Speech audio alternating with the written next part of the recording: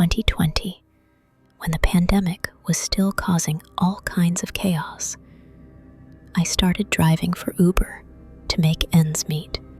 I was laid off from my retail job and needed quick income.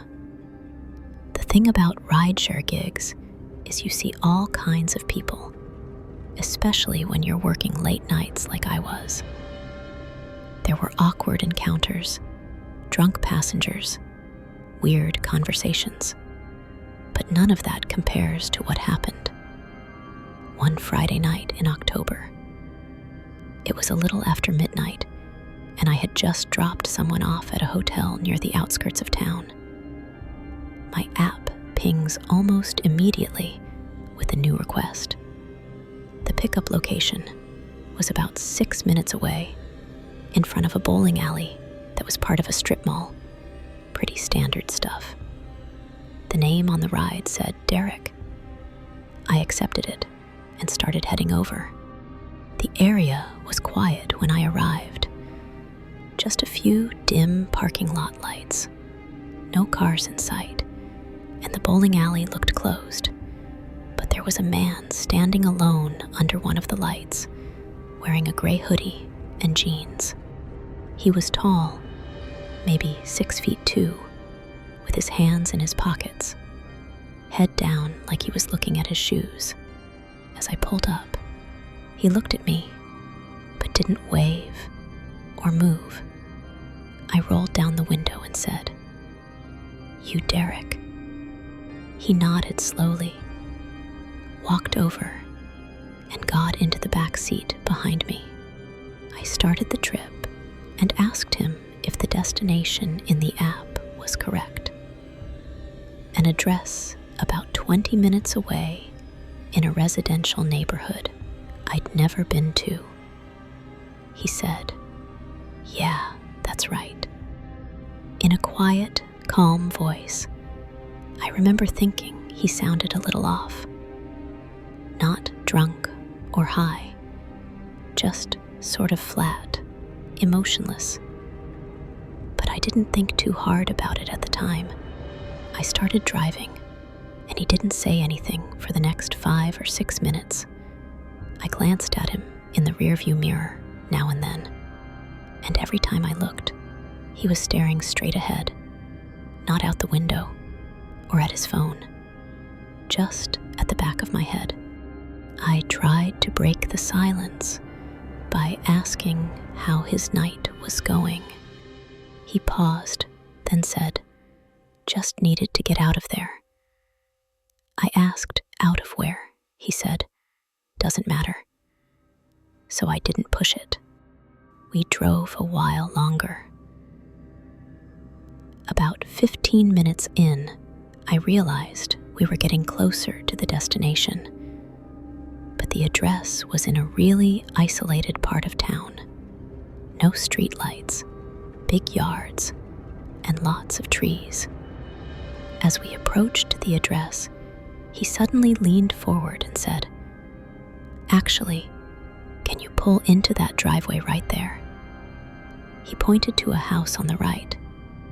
The house was dark, and he got out and started walking toward the house. He didn't go to the front door. He walked around the side of the building and disappeared from view. I sat there for maybe 2 minutes, trying to decide what to do.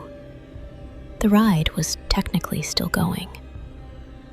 I didn't want to drive off and get penalized, but I also felt like something wasn't right. My gut told me this guy wasn't just heading inside to grab something. Finally, I ended the trip manually. I marked it as complete and started to back out of the driveway. But before I could shift into reverse, I saw him walking back toward the car. Fast. His hands were empty, and he had this strange look on his face, like he was angry or excited.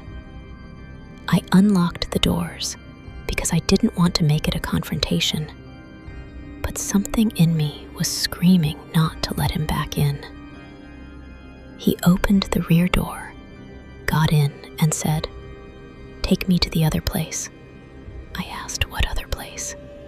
He said, "Just drive. I'll tell you." I said, "You need to put it in the app."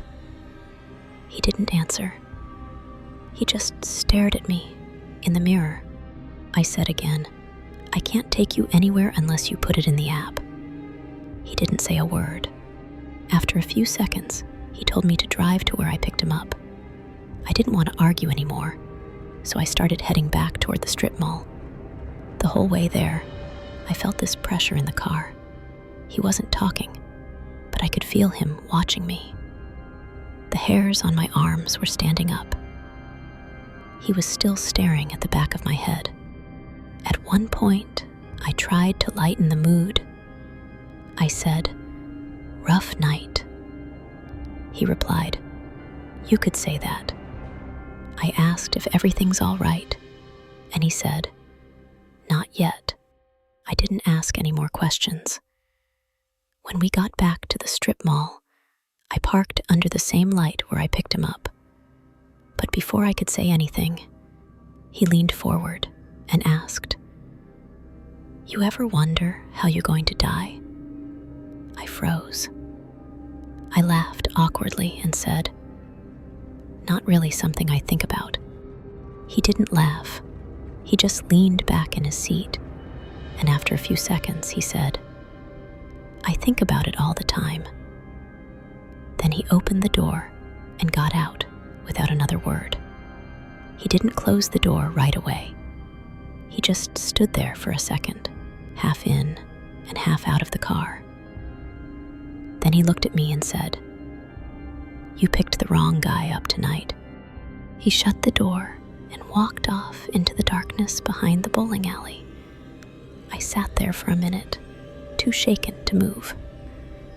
Eventually, I drove home, constantly checking my mirrors. When I got home, I looked at the trip details again. Something was off. The name had changed it. No longer said Derek. It was blank. No name, no profile picture, no trip history. It was like the ride never happened. I contacted Uber support to report it, but they told me the trip data was unavailable. They said sometimes that happens if the app crashes or if the rider cancels midway. But I know what I saw. I know I completed the trip. I know the man got in and out of my car, and I know he said what he said. "You picked the wrong guy up tonight." I've never seen him again, and I hope I never do. But every time I get a ping in a dimly lit parking lot or have a silent passenger in the back seat, I remember that night, and I remember that feeling that something terrible could have happened, that maybe he changed his mind the last second, or maybe he was never planning to do anything, just wanted to scare someone. But I still wonder what he meant, and if he ever found the right car.